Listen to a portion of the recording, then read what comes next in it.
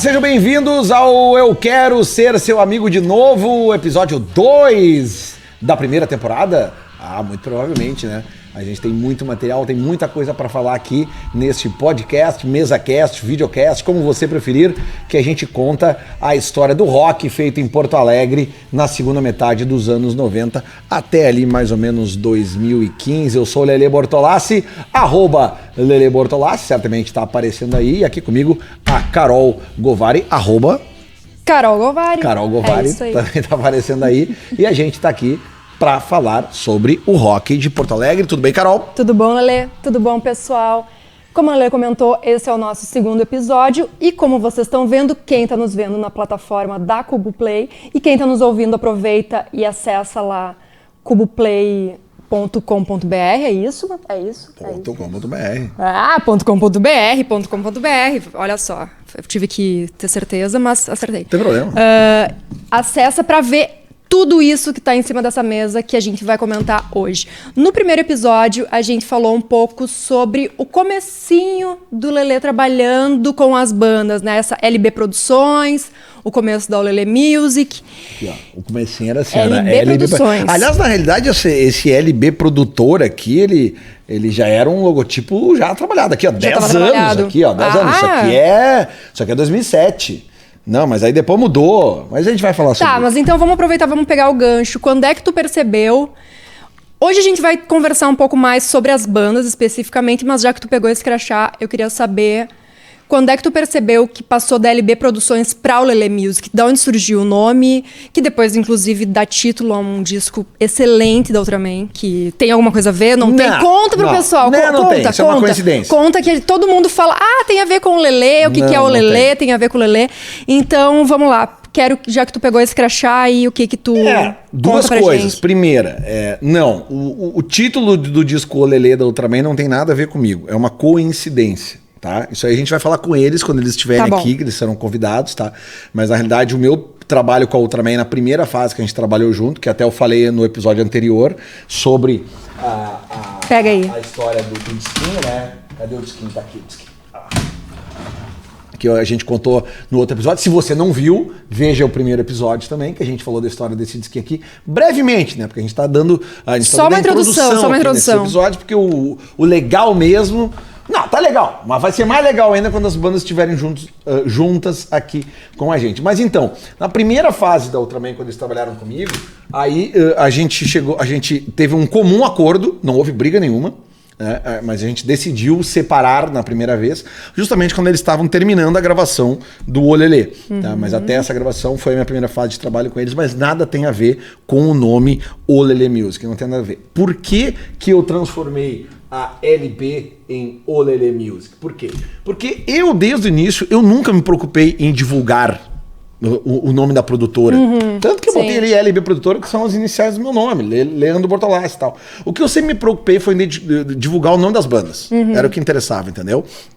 Então era aquela coisa assim, eu me interessava em divulgar a comunidade ninjitsu, a Ultraman, a Tequila Baby, aí depois numa segunda fase a gente vai falar bastante agora, Cachorro Grande, Fresno e tal, me interessava no nome das bandas. Só que daí aquela coisa, né? Pô, eu tenho um apelido desde criança que acabou ficando meio fácil, assim, não sei o quê, é o Lelê, LB é a produtora do Lelê, é produtor do Lelê, é produtor do Lelê, do Lelê, a banda do Lelê, eu pensei, pô, então tá, né? Então é do Lelê, né? Eu pensei, então vou chamar, vou mudar o nome, vou botar Do Lelê. Mas aí eu achei Do Lelê meio assim, meio pretensioso, não é minha, sabe? É de um monte de gente que fazia tudo acontecer. Então eu botei O Lelê Music, que era mais ou menos uma coisa que ficava mais fácil, né?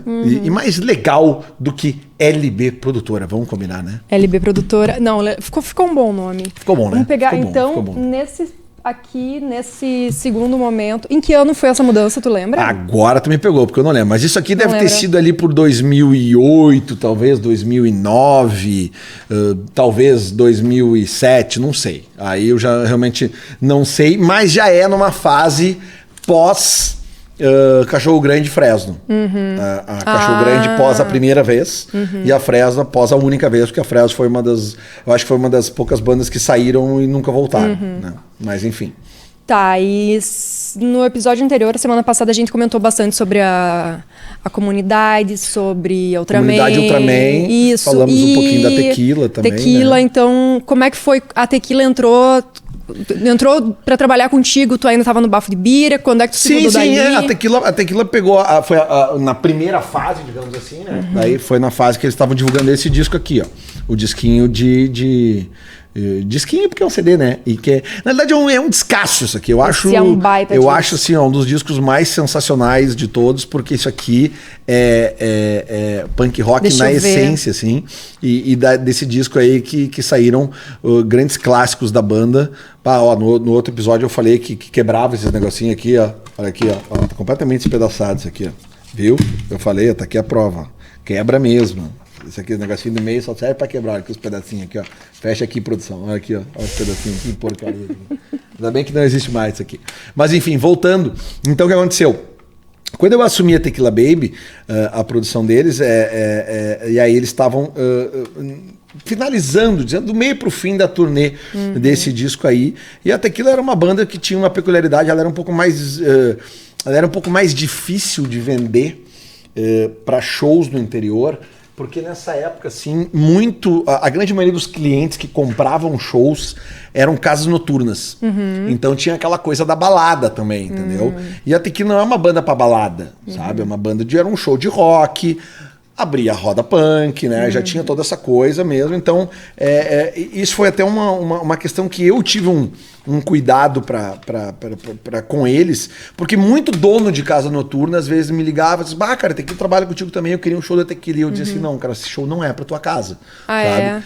E me doía dizer isso em algumas vezes, mas é que, né, a gente tinha que saber vender o produto certo até para ganhar a confiança do cliente, né? E aí, efetivamente, eu comecei a trabalhar com a Tequila na pré-produção deste disco aqui, né? Que é o segundo disco da banda, no caso, o Sangue, Ouro e Pólvora. Esse disco, pra quem foi adolescente, isso aqui marcou no muito, início, né? dos anos 2000, olha, eu como público, assim, eu fui num show desse disco aí no interior, eu fui em Três Passos. A banda tocou lá, acho que isso era 2002. Isso aí, esse disco aí eu acho sensacional, assim. Não, foi no final dos anos 90, foi 99, Esse disco deve ser 99. 99, né? Deve ser É 99. 99 eu lembro porque teve Acústicos Valvulados. Isso. E também teve... Porque tem aquele disco homônimo dos acústicos. Sim, que é o primeiro disco deles em português. Excelente. Lançado pela também. CIT, né, pelo selo Antídoto da CIT, né? Que tinha lançado esse primeiro da Tequila. Porque até no outro episódio eu falei muito ali da questão da Cachorro e da Comunidade, que eram bandas lançadas por um selo carioca, né? Que era o Rocket, do Dado Villa-Lobos. Deixa eu ver se... Mas esse aqui, assim como Acústicos Valvulados, os Papas da Língua, né, foram artistas que foram lançados pelo selo Antídoto da CIT, né, gravadora de Caxias do Sul, né, que muito famosa no meio da música tradicional gaúcha, mas que se enveredou para o rock com muitas bandas interessantes aqui do Rio Grande do Sul e que foram lançadas por este selo Antídoto, que teve, entre outros diretores artísticos, o Raul Albornoz e também o Heron Domingues, né? Aliás, o Heron Domingues que trabalhou com a Rocket também. Mas esse disco tem uma história legal, que foi quando a gente começou a se envolver, eu e a banda, e eu já conversando com a gravadora sobre a questão de qual música se lançaria, qual seria a música de trabalho, né? O single, o primeiro single, né? O single. E aí eu não tinha dúvida nenhuma que tinha que ser Velhas Fotos, né? Porque desde a primeira vez que eu ouvi eles tocando Velhas Fotos no ensaio, e ainda mais depois que eu ouvi o produto pronto, né? A música, porque a música ela tem um riff de guitarra sensacional. Que era uma coisa diferente do punk rock tradicional da Tequila Baby, que era aquela coisa mais né, mais do aceleradão Ramones, 1, 2, 3, 4. Exato. Mas, né, o Velhas Fotos é uma coisa mais arrastada, mas é uma coisa impactante. É uma música excelente. É muito massa. E eu falei, cara, tem que ser essa música. E aí, na época, o diretor artístico da gravadora, o Raul Albornoz, que aliás o Raul tá convidado, se quiser vir aqui conversar com a gente sobre isso, o Raul queria lançar Naturalmente Artificial. Que é outra música muito sim, boa, inclusive é a muito música boa. desse disco aí. E eu bati o pé. Falei, não, tem que ser Velhas Fotos. Velhas Fotos é a melhor música que a Tequila Baby tinha feito até então. E, na minha opinião, é a melhor música deles até hoje. Assim, sabe? Mas o Raul, ele como era um cara de gravadora, ele tinha uma ideia que ele não estava errado. Né? Que muitas bandas foram lançadas nessa estratégia. Tu não lança a melhor música de primeira. Tu lança uma música boa, mas tu lança melhor como segundo ou como terceiro single. Mas eu já queria botar o barco, o trem na rua, quebrando tudo. E aí rolou meio que um estrezinho entre eu e ele, né? Porque, tipo, a gravadora queria uma música e eu queria outra. Só que eu dizia pra eles, cara, eu tô na estrada com a banda. Eu vejo o que acontece nos shows. Eles já estão tocando essa música nos shows. A galera já está se ligando nessa música. Vamos com ela. E a banda comprou a ideia comigo. Já tava tocando na Isso rádio? foi muito importante. Não, ainda não. Isso tava. era decisão do que a música ia pra rádio. E aí eu convenci a banda. E como a banda vivia os shows comigo, eles concordaram comigo. Então eles compraram essa ideia comigo. E aí era eu e a banda contra a gravadora. E aí o Raul acabou cedendo. E o primeiro single desse disco acabou sendo Velhas Fotos. E foi uma música que abriu muitas portas para Tequila. Na época, inclusive com relação a ter virado talvez o maior hit da banda, né? E já ter entrado num segundo disco com um novo hit, mesmo vindo de um primeiro disco que tinha ali tira o sutiã, tira a calcinha, sexo, algemas e cinta liga. Sexo, algemas é desse aqui, eu acho. Não, é desse aqui. É desse? É do primeiro, sim, é do primeiro. É do primeiro. Sabe? Que era então, tipo assim, é que a Tequila, ela já era uma banda que, porque os fãs da Tequila era aquela coisa muito assim, como é um disco de punk rock, as músicas são curtas, eles num show, eles tocavam as músicas todas. Entendeu? Não faltava. Então isso fazia os fãs da banda saberem as músicas de cor, porque além de ouvir o disco de uma forma mais rápida, a banda tocava todas as músicas do disco. Era raro uma música. E Velhas Fotos já é uma faixa com quase 4 minutos. Exatamente, até nisso. Até pra rádio isso também complica. Exatamente. Né? E tem uma coisa legal que aconteceu, Carol, uma coisa que já estava tocando Velhas Fotos em 99. Eu não lembro exatamente quando é que foi lançado isso, mas acho que foi no início do ano, tá? Porque teve em 99 2 grandes shows em Porto Alegre, feitos no Jockey Club, com intervalo acho que de uns 30, 40 dias entre os dois, que foi o show do Kiss, com a abertura do Rammstein, e um show do Metallica com a abertura do Sepultura, feito pelos Guri da Opinião. E esses 2 shows, eu trabalhei com eles como freelancer, eu era o produtor das bandas de abertura. E eu fiz a produção, eu era o produtor local do Rammstein no Kiss, e no Metallica eu era o produtor local do Sepultura. E o show do Sepultura com o Metallica aqui, ele tinha sido num dia que coincidia com as gravações do Rock Go MTV em São Paulo. E eu fui buscar o Sepultura no aeroporto para levar eles para fazer o show de abertura no Jockey. Eles voltariam pro hotel e já iriam dormir, porque no outro dia eles pegavam o avião para voltar para São Paulo de manhã para jogar, que eles tinham classificado no Rock Go. E aí peguei os caras no aeroporto, a gente estava dentro da van e tava, eu não lembro se estava na Pop Rock ou na Atlântica, eu acho que era na rádio Pop Rock que tava ligado, e começou a tocar Velhas Fotos da Tequila Baby, e o Igor Cavaleira, dentro do carro, eles estavam falando assim, que ele falou, ele pediu pro motorista, aumenta o volume disso aí, e o cara aumentou, e era o rifão de guitarra de Velhas Fotos, aquela e ele ficou ouvindo, e ele perguntou assim, que som é esse aí? Que banda é essa aí? E aí eu falei pra ele, cara, eu já era o produtor da banda, daí eu falei, cara, isso é uma banda aqui de Porto Alegre, chamada Tequila Baby, e eles estão lançando um disco novo. Agora não falei que eu tinha nada a ver com a banda, né? Tipo, eu era o produtor contratado pela Opinião ali. Daí ele, já ouvi falar, pô, mas que legal esse riff de guitarra, sabe? Tipo, o Igor Cavaleira falou isso dentro da van, sabe? Então eu gravei isso porque eu devia ter dito pra ele assim, essa banda que eu produzo, tá aqui no cartão? Não fiz isso, claro que não. Mas foi uma coisa bem marcante, assim, da época. Então, com certeza foi em 99. Foi em 99. Tem o clipe de Velhas Fotos? Tem o clipe de Velhas Fotos. Vamos passar o clipe de Velhas Fotos, o que tu acha? Vamos lá? Demorou. Tequila Baby, Velhas Fotos.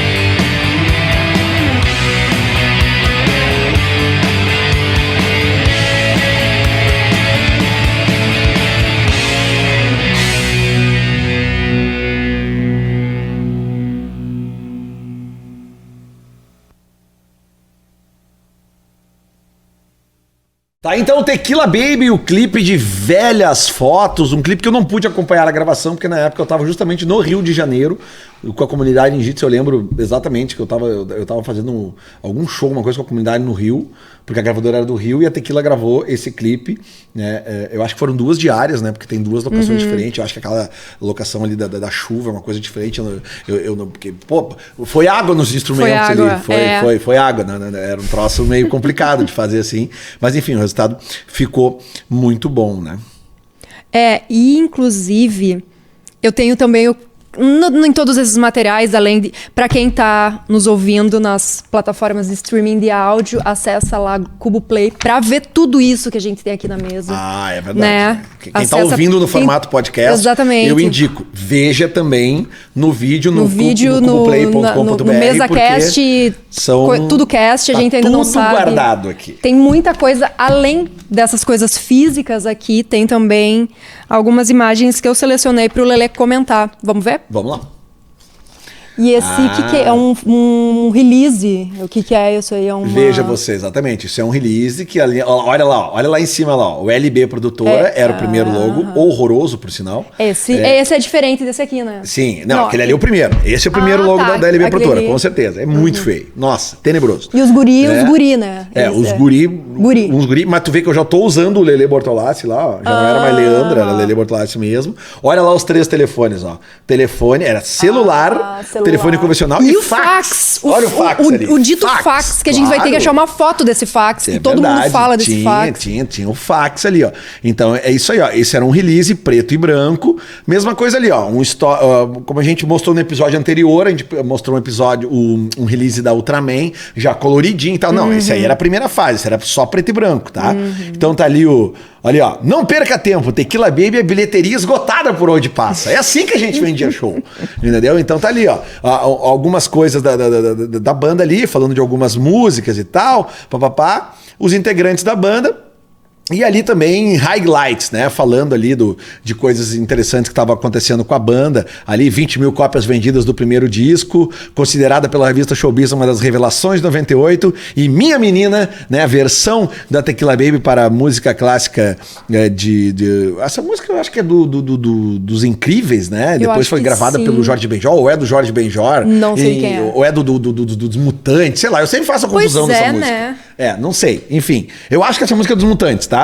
E ela foi gravada pelos Incríveis, mas também pela Tequila Baby, e entrou na trilha sonora de Malhação. Final dos anos 90, e pro cara que contratava show era bom saber, não, cara, essa banda toca na Malhação. Toca na Malhação. Final dos anos 90, Malhação era Isso aí é 98, com certeza isso é 98. Vamos lá, a próxima. Olha só, o melhor do punk rock brasileiro. Isso que é uma matéria de jornal, hein? É verdade, cara. Aqui, ó, isso aí é o Music Magazine, né? É uma matéria do Music Magazine. Eu não sei se a gente pode chamar de fanzine. Não, acho que era uma revista mesmo, um jornal, né? Era um jornal. Eu acho que pode chamar também. Fanzine, né? E nossa, vocês não fazem ideia, né? Quem tá vendo. Quem viveu isso lembra, né? Mas eu digo assim, galera mais nova, assim, não faz ideia a importância desses veículos para as bandas que eram independentes, assim, sabe? O circuito independente que existia, assim, de muitas bandas que não tinham grandes gravadoras, né? A gente contava com a divulgação desses jornais, dessas revistas, né? Desses fanzines, porque, repito, não tinha internet. Não existia internet para divulgar essas coisas, não tinha divulgação por internet. Era tudo papel, era tudo impresso. A gente precisava desses fanzines que às vezes tinham 10, 15, 5, 20 mil cópias, e os caras distribuíam na mão, em faculdade, em saída de show, em entrada de show, sabe? E isso era importante. Então a gente dava muita atenção, sabe? A gente mandava os CDs, as próprias gravadoras, quando lançavam CDs, tinham uma lista absurda de fanzines, de revistas. E era um movimento de cena mandavam. De rua, né? Era uma coisa que acontecia muito mais na rua. Hoje a gente vive... Essa distribuição é feita por mailing ou por cliques, upload, né? Exato, é tudo muito mais rápido, então... Essa época era mais difícil. Vamos ver a próxima. A próxima, eu acho que a gente já vai passar para outra banda. Mas vamos... Tudo bem, olha aí. A gente pulou da Tequila para Fresno, e aí? É verdade, a Fresno foi uma banda que a minha primeira separação da comunidade ninjitsu, ela ocorreu em 2003. Justamente quando eu comecei um namoro com a Cachorro Grande, né? E na época, porque na primeira fase, como eu trabalhava ali com a comunidade, com a Tequila, Ultraman, Fernando Noronha e Black Soul também, grande Fefe Noronha, trabalhou comigo, lançamos o primeiro disco dele pelo Bafo de Bira Records. Aliás, eu vou ter que trazer o Fefe um dia aqui para contar o lançamento desse primeiro disco, que é sensacional. Claro. As coisas que a gente fazia para divulgar o disco, tá? Então, assim, aí, quando eu comecei o meu namoro com o Cachorro Grande, porque o Gross me ligou e disse assim, cara, a gente tá sem empresário. Eles tinham brigado com o Lee Martinez, que foi o primeiro empresário deles, e eles queriam trabalhar comigo. E aí, na época, eu só era da comunidade, porque nesta primeira fase que eu tava dizendo, o Ultraman, Tequila, a comunidade de Fernando Noronha, e os Rastamanos, chegou uma hora ali na virada dos anos 2000, ali no ano de 2000 mesmo, que a comunidade explodiu. Depois do Planeta Atlântida. Eu ia comentar Planeta Atlântida. E aí gerou uma demanda gigantesca de trabalho. E é óbvio que as outras bandas se incomodaram com isso. Então a Ultraman foi a primeira a sair, foi uma saída amigável. A Tequila depois saiu, porque eu não tinha como cuidar. Na estrutura que eu tinha, que era eu, basicamente. Então eu optei por ficar com a comunidade, porque a comunidade dava mais demanda e dava mais grana.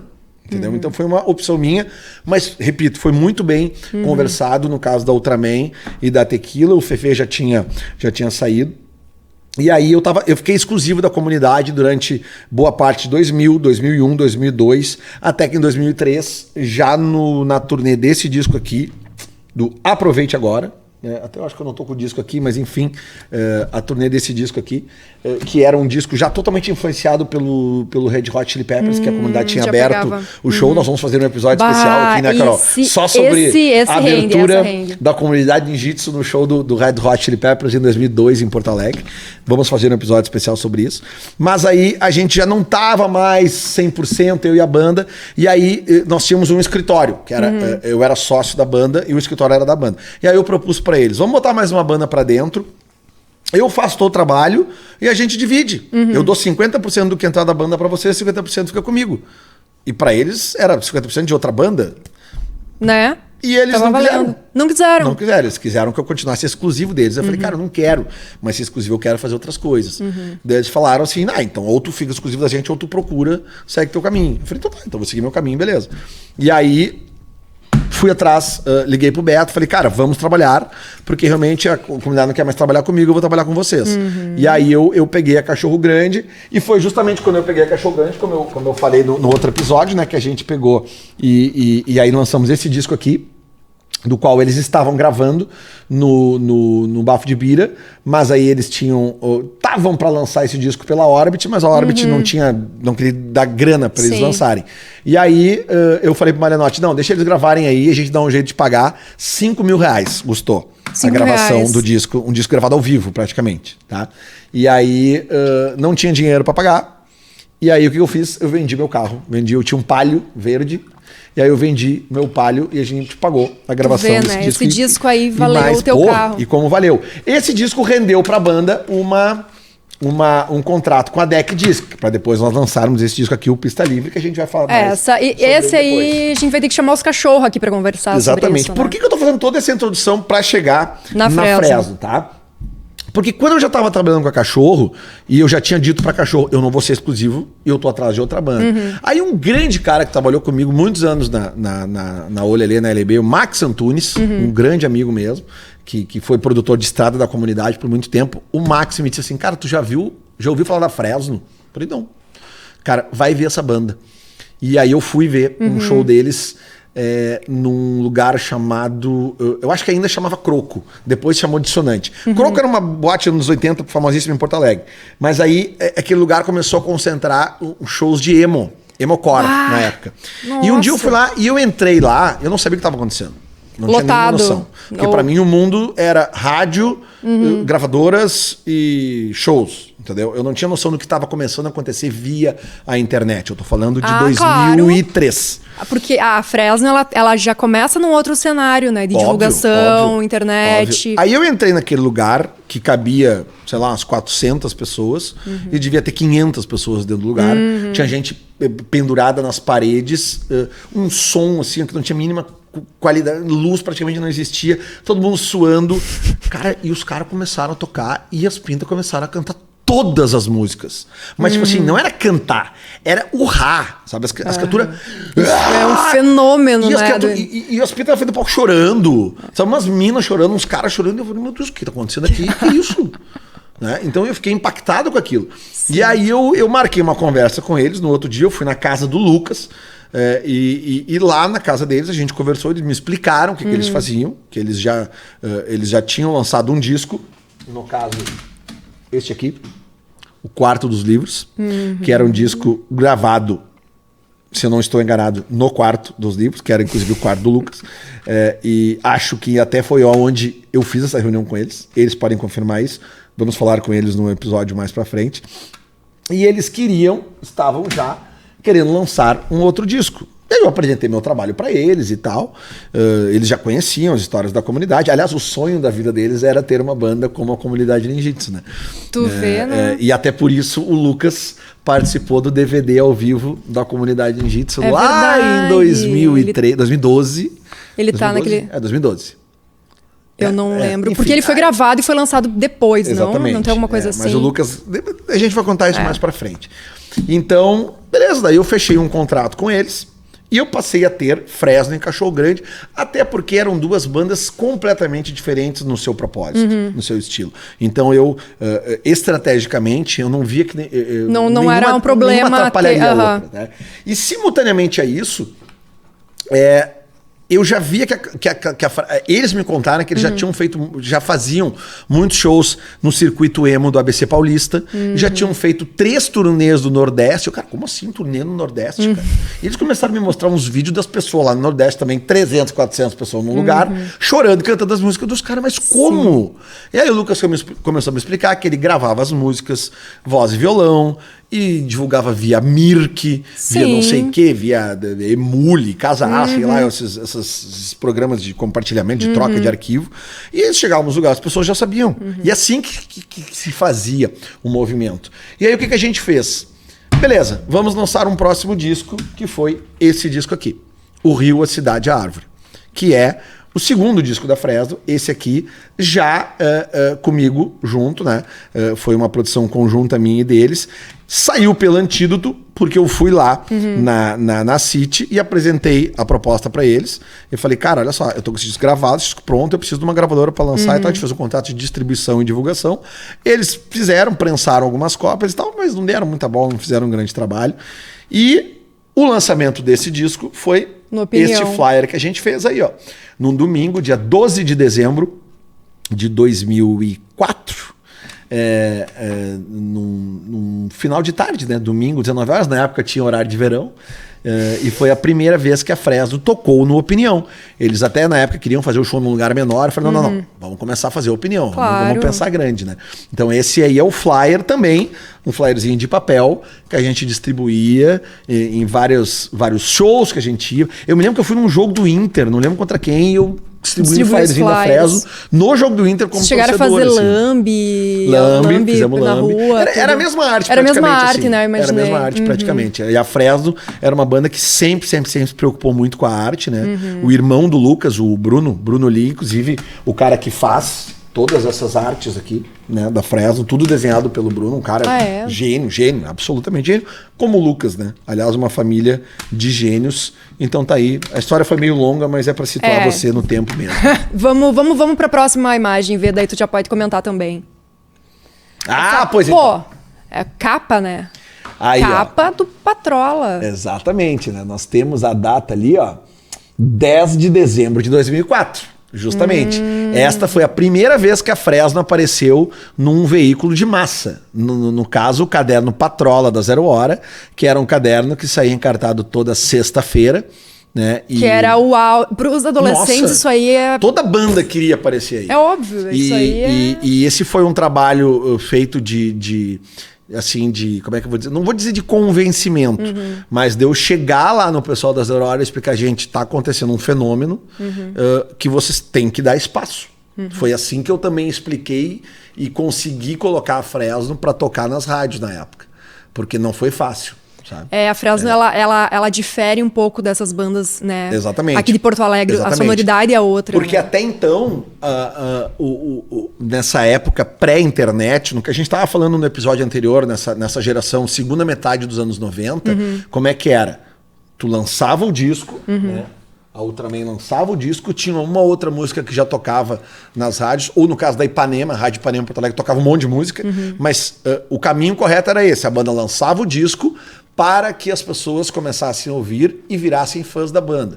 No caso da Fresno era o contrário, entendeu? Os fãs da banda já consumiam a banda antes da banda estar num veículo como rádio. Sim. Entendeu? Então essa é a diferença mais gritante que tem dessa primeira geração para a geração que vem a Fresno. A Cachorro pegou as duas coisas, entendeu? Mas a Cachorro já começa a surfar também a questão da internet, muito atrás da Fresno, obviamente, na mesma época, até porque aí o lançamento desses dois discos coincide, é 2005. Né? Porque aqui a Fresno já estava se mudando para São Paulo, tinha ido morar em São Paulo, assim como a Cachorro Grande também.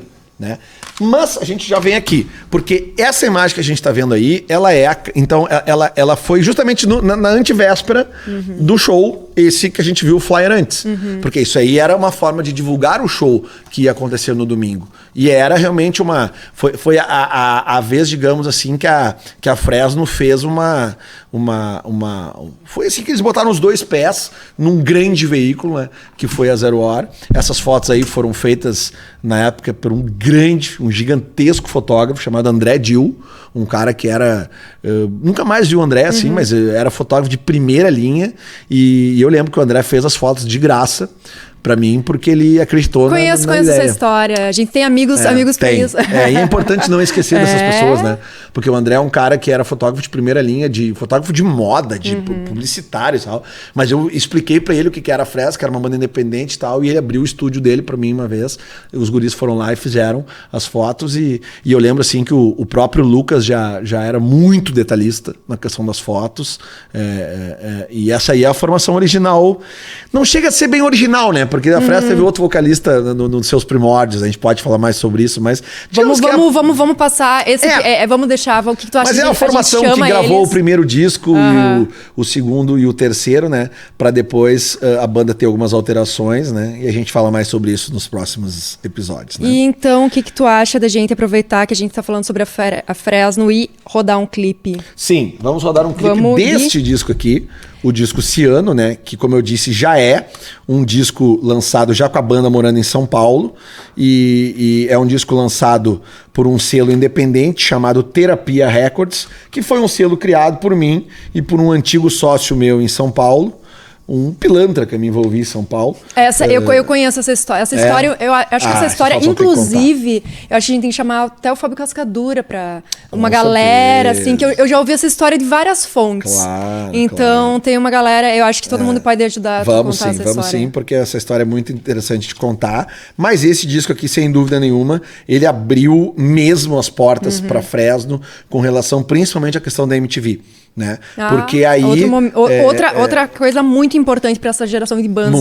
Muito. Porque aí a gente chegou a fazer um clipe da música Onde Está, um clipe desse disco aqui, mas não ficou legal. Não ficou muito legal. Tá? Apesar da música ter estourado nas rádios em Porto Alegre, tanto na Atlântida quanto na Pop Rock, a ponto de fazer a Fresno ser convidada para tocar naquele show da Pop Rock, que era o grande show coletivo que tinha em Porto Alegre nessa época, 2003, 2004, 2005. Mas aí quando o clipe não ficou muito bom, daí a gente optou por investir legal num clipe na época do lançamento desse disco. E este sócio de São Paulo tinha também dentro da sua produtora uma produtora de vídeo, então a gente tinha um custo bem baixo para fazer. A parceria terminou numa pilantragem deles, mas eu não posso deixar de citar que houveram coisas positivas, que houve coisas positivas, e uma delas foi justamente a gente ter essa estrutura para gravar este baita clipe, que é o clipe de Quebre as Correntes, que foi um clipe que abriu muitas portas para a Fresno, inclusive, se não estou enganado, foi o clipe que fez a banda, inclusive, concorrer como revelação na época. Eu não VMB, lembro direito, tá? VMB? Mas enfim, eu não lembro. Hoje, o Lucas deve ter uma memória melhor tá? pra isso. Mas né? enfim, vamos ver o clipe, Vamos até ver porque o essa clipe. música é um dos grandes hits da banda, uma das minhas músicas favoritas. Eu sei que muita gente gosta Muito foda dessa essa música. música. Então vamos ver aí Fresno com Quebre as Correntes.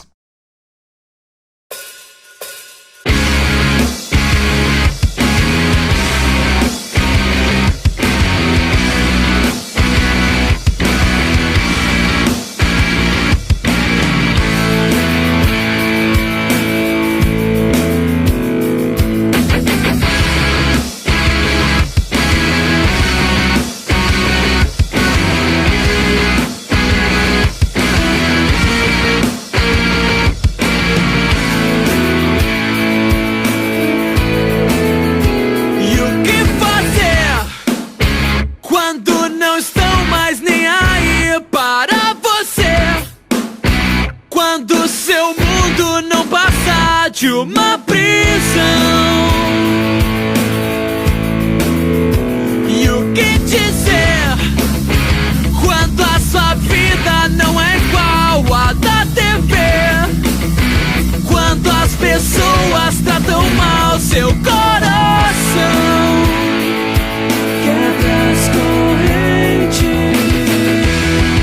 Prometa não chorar e não se arrepender.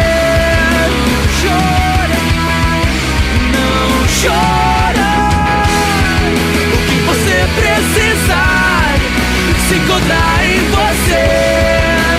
Chora, não chora.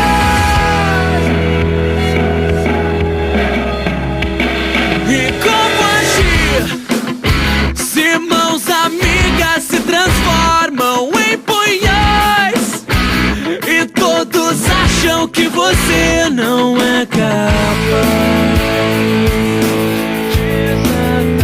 E o que sentir quando até mesmo você chega a duvidar que ainda existe alguma chance de virar?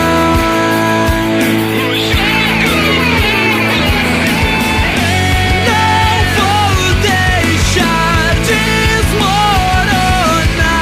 castelos que eu construí. Com minhas mãos na areia, a vida tem de prosseguir.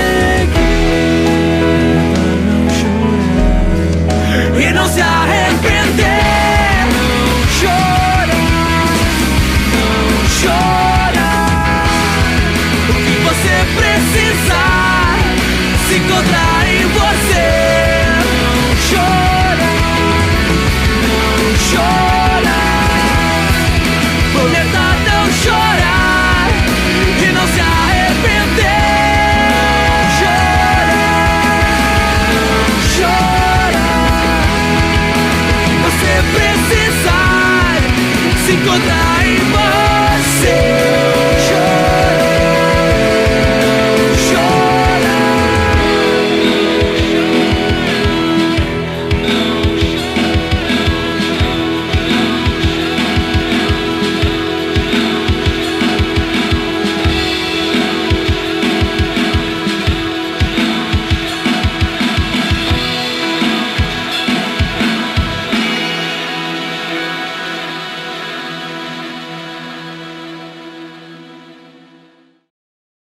Essa aí então foi a Fresno com Quebre as Correntes, o primeiro clipe deste disco aqui, o Ciano, né?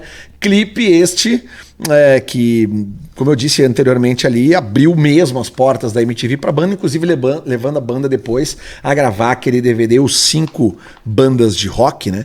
Que a Fresno foi uma das convidadas junto do Forfã, do NX0, do que mais a banda, como é que era o nome da banda? Do Reitinho.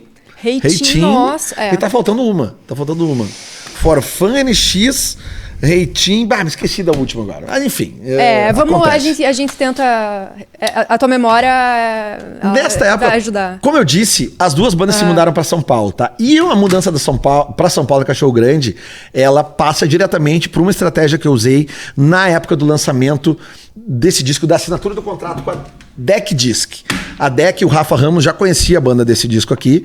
E aí, quando ele contratou a Cachorro Grande, depois da histórica divulgação desse disco, a entrevista no Jô, famosa entrevista no Jô, e toda a repercussão que esse disco deu, porque ele foi lançado na revista Outra Coisa, do Lobão, né? Revista que na época vinha com o CD encartado, né? Você comprava a revista nas bancas e ganhava era o CD. Era Digipack ou era essa versão em... Não, era essa aqui mesmo. E aí aconteceu o seguinte, aí a Deck contratou e na época as gravadoras pagavam uma grana de adiantamento pra banda. Era o Advanced, né? E o que eu pensei? Cara, se eu der o dinheiro adiantado na mão desses pros cachorros, eles vão beber todo o dinheiro. E eu falei, não, eu preciso tirar esses caras aqui do Rio Grande do Sul porque o mercado do gaúcho já estava saturado. Sim. Então a mesma estratégia que eu tive com a Cachorro, eu tive com a Fresno. Vamos embora pra São Paulo. Porque é cíclico, porque eles já tinham público lá. Exato, e é cíclico aqui, o final, no meados dos anos 2000 também foi baixando, já tava todo mundo por aqui das bandas. E eu disse pras duas bandas, eu disse a mesma coisa. Eu falei, cara, vamos pra São Paulo.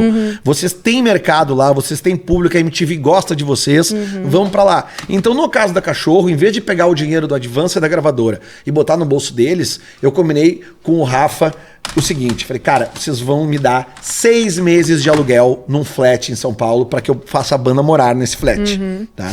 E aí, bota a banda morar em São Paulo e o resto é comigo, porque daí a gente ia começar a fazer mais show em São Paulo. Então, coincidiu esta época. E deu muito certo. Porque daí era aqui, ó. Povo, olha aqui, ó. Várias capas, tudo começou a acontecer com a Cachorro Grande muitas na capas. Divulgação do Pista Livre, que foi esse disco aqui gravado nos estúdios da Deck, né? E que aqui tem Você Não Sabe O Que Perdeu, Agora Eu Tô Bem Louco, Desentoa, Bom Brasileiro e, sinceramente, a grande balada macartneyana, né? Segundo a expressão que o próprio Rafa Ramos usou na época e que fez a banda realmente explodir mesmo, né? Mais um caso de banda de rock, mas que explode com uma balada romântica, e isso é uma história que a gente pode contar junto com eles. Mas assim, entendeu, Carol? Então a questão toda foi essa. Sim. A mudança para São Paulo aconteceu e esse negócio até da Cachorro Grande morar, os caras tudo num apartamento, era um apartamento. Um apartamento de 2 quartos e moravam os 5 integrantes da banda, mais o Jander, o Cavalo, né? Que era hold, técnico de som, tudo. E trabalhou com a banda muito até tempo. O final, eu acho, né? Sim, ele inclusive ele era hold da comunidade, ele largou para trabalhar com a Cachorro. E muitos shows que eu vendia pelo Brasil, não tinha grana para viajar com a equipe. Viajava a banda e o Jander. Nem eu ia. Sabe, para conseguir fazer a banda girar. Mas certamente o fato dos caras morarem juntos num flat, né, pequeno, gerou um desgaste muito grande entre eles, e aí tem também muito disso levou à questão da saída do Jerônimo da banda. Isso eles podem contar mais quando estiverem aqui. A troca do Bocudo pro Coruja, essa história é boa. Vamos deixar para contar boa. Com eles. Mas tem um lance legal do flat também, que no mesmo flat estava morando ninguém menos que a Pitty e sua banda, que tinham vindo de Salvador para São Paulo. Então, como era a Deck botava os seus artistas lá, daí surgiu uma grande amizade, não só com a Pitty, mas também com Família Duda, MTV, com Martim, tudo, apareceu e toda a baianada, Fábio Cascadura. Uma época muito legal mesmo, né? Como é que chamava o futebol? Vocês não faziam futebol? Alguma coisa. O Fábio me contou lá, que quando eu encontrei ele, que vocês faziam umas partidas... eu acho que isso aí era coisa das bandas. Faziam umas partidas de futebol que o prédio ficava puto, assim. A galera ficava enlouquecida. Eu não sei. Claro, tinha uma cancha de futebol no flat. Que era que as bandas ficavam assim... Que os moradores ficavam putos com todo mundo. Não, assim, tinha sessões de churrasco, tinha sessões de acarajé, sabe? Essa conexão dos baianos que vieram para São Paulo e dos gaúchos que subiram para São Paulo, ela é maravilhosa, tem histórias incríveis, muita história legal que dá para contar, e foi aí que a Cachorro realmente se estabeleceu em São Paulo, né? Para depois lançar todo, tanto que a ida de 2005 da Cachorro para lá ficou definitiva como a ida da Fresno. Ambos moram lá. E tu botou, hoje, botou a Fresno morar como lá? A Fresno começou morando numa casa lá na Pompeia, que era a casa que tinha sido da tribo de Já, da tribo de Já não, do produtor da tribo de Já, do Banas, E aí depois essa casa passou pros guris do Mascavo. E aí os guris do Mascavo foram pra uma casa maior na rua. Como é que era o nome da rua? Barão do Bananal. Que a galera chamava Barão do Bacanal. E nessa casa da Barão do Bananal, onde a Fresno começou a morar junto lá. E também muitas histórias legais, de muitos churrascos, muitas noitadas legais na casa da Fresno. Mas essa época é muito legal. Tem muita história legal dessa época, dessa mudança. E esse fato das bandas terem encarado trocar aqui a casa das suas famílias para ir para lá, ao que me parece deu muito certo. Deu certo, né? Para as duas bandas, né? Pois é. A minha história com eles, ela acaba terminando ali em 2008 com a Fresno, 2007, 2008 com a Fresno e com a Cachorro também ali, né? Que a gente vai contar isso em outros episódios. Com a Cachorro depois. A coisa volta depois, com a Fresno nunca mais voltou. Mas eu me sinto muito feliz em ter colaborado com eles nessa época aqui em 2005, porque realmente, como eu disse, essa mudança foi definitiva para a carreira das duas bandas. E nesse momento lá em São Paulo que vocês começaram a fazer grandes veículos de imprensa, como tu falou, Jô Soares, a Cachorro passava na MTV, justamente eu comentei do Família MTV, que eu lembro, Tia da Pit tinha do Cachorro também nessa época, muito altas horas. O Jô Soares Jô Soares, né? O Jô Soares, desde a entrevista do Próximas Horas, serão muito boas. Que foi uma... essa entrevista... Nós vamos ter que contar isso aqui num episódio. Tem que ver nós temos que conseguir, Carol, aquela foto do Beto todo ensanguentado. Eu tenho essa foto. Sesc Pompeia. Eu tenho essa porque foto. Porque foi essa foto que eu consegui vender a Cachorro Grande no Soares. Foi por causa dessa foto. Não, eu tenho essa foto. Essa foto, no livro que eu publiquei da banda, eu tenho essa foto. Porque essa história é sensacional. A história é sensacional, porque eles também... eles trocaram antes do Los Hermanos. Não, e essa história tem um detalhe que ela nunca pode ter sido... Ela nunca... foi contada da forma como ela é de verdade, porque ela envolve algumas coisas ilícitas. Eu tava procurando, tu chegou a derrubar o teu ursinho, o Mickey ali. Eu tava procurando uma palavra, mas eu não achei é melhor deixar. Eu vou convencer eles a contar a história 100% eu tava tentando... Porque realmente ela fica mais incrível ainda. Tá? Então, teve o Jô Soares... E o Serginho Groisman foi um cara que grudou na Cachorro Grande também. Ele sempre gostou. Eles tocaram horrores, né? Ele ligava para pedir a Cachorro Grande. E a Cachorro Grande teve diversas apresentações no Jô. E essa apresentação de 2004, eles tocando junto com o Sexteto. Muito foi uma coisa muito legal. E também no Altas Horas, onde eles, inclusive, dividiram palco com outros artistas. Acho que culminando naquela apresentação clássica com o Erasmo Carlos. Com o Erasmo Carlos. Vamos ver algumas imagens, aí daí tu pode comentar. Claro, vamos ver? Ó. Aí, ó. Esse dia deve ter sido massa. Foi Erasmo, massa, né? Cara, foi muito massa. Eles gravaram que música mesmo? Do Erasmo. Eles gravaram o Sou uma Criança, Não Entendo Nada. Eu tava aqui pronta pra te ajudar, mas às vezes eu vou deixar tu sofrer um pouquinho pra lembrar, porque é divertido. É divertido. Eu não me lembro qual era o projeto, tá? Mas era um projeto muito legal, feito pela Ale Brigante, que era da MTV. Nisso ela já tava fora. Era um projeto de regravações, eu não lembro exatamente por que eles gravaram fizeram essa versão. Mas esse dia foi um dia muito emocionante pra eles. Pra mim também, sabe? Na época, até eu tava... Eu tinha acabado de ler a biografia dele. E aí eu levei pra ele o livro e falei, me desculpa, mas eu vi essa foto. Sim. Me desculpa, mas eu preciso que tu assine pra mim. Foi sensacional isso aí. Vamos ver outra foto? Aí aquela clássica que passa pra chamada, né, do programa. Pode passar. Essa foto eu acho que é até minha mesmo. Essa foto é tua, né? São essas duas. Ah, então o que tu acha da gente ver essa apresentação deles? Ah, eu acho legal, né? Pra legal, esse episódio, vamos... Estamos bem de tempo já pro segundo episódio, eu acho que sim. Depois eu acho que a gente pode... Só para lembrar pro pessoal que tá nos assistindo, ou melhor, que tá nos ouvindo nas plataformas de streaming de áudio, acessa a Cubo Play pra ver tudo isso, pra ver esses clipes, pra ver essa nossa mesa cheia de revistas e flyers e credenciais.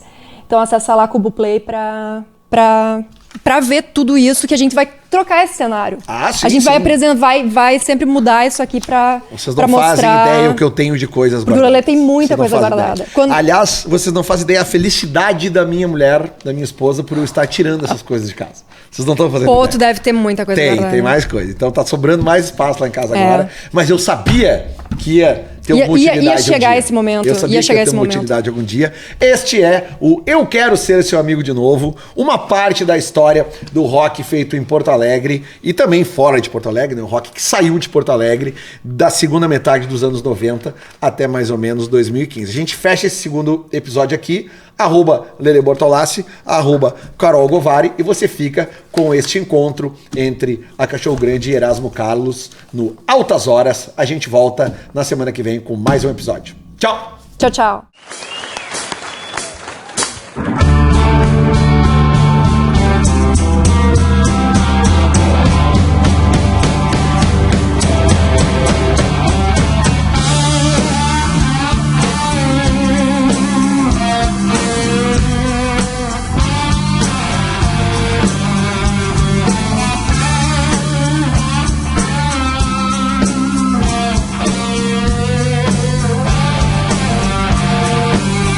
Antigamente, quando eu me excedia ou fazia alguma coisa errada, naturalmente minha mãe dizia: ele é uma criança, não entende nada.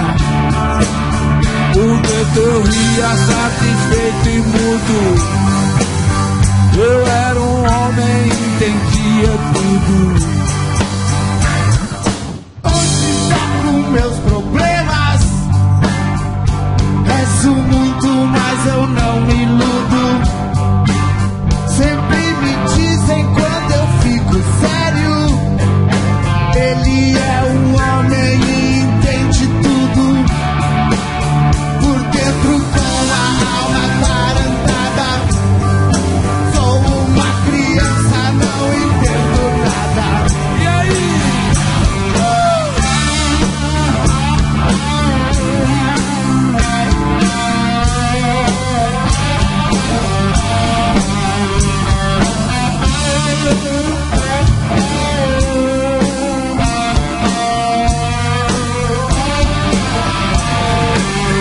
Antigamente, quando eu me excedia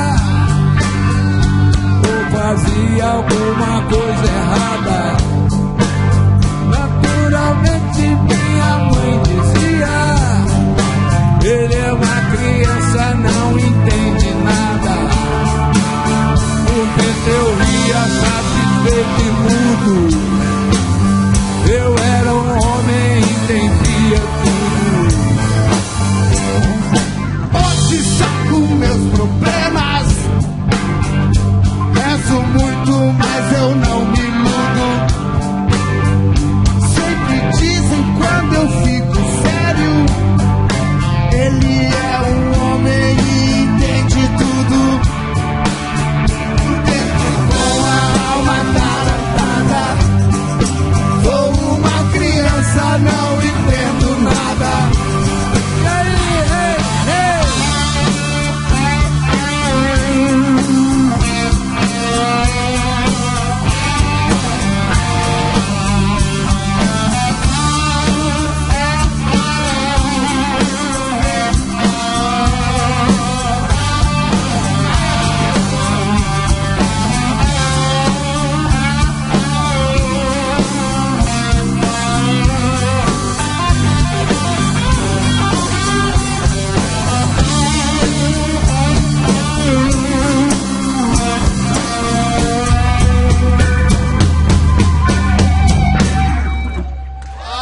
Muito bom! Oh, yeah. Ótimo!